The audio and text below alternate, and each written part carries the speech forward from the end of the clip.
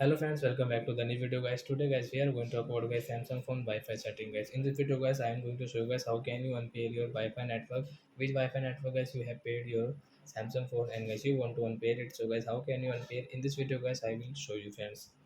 So before starting video friends, I want to tell you guys if you new in my channel, so first of all go and subscribe my channel, click the bell icon.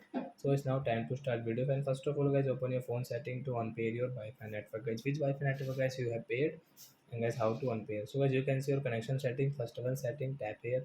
Guys click on your Wi-Fi setting. So guys you can see guys we have paired this Wi-Fi network and guys Mukesh 5G network guys we have paired and guys we want to unpair. So guys tap here the right side setting option and guys you can see get this QR code. So you want to share guys Wi-Fi network, so guys you can share from here and guys you can see guys forget option means guys unpair. Then guys when you will tap this forget option, then guys this Wi-Fi will unpair. Then guys you can check.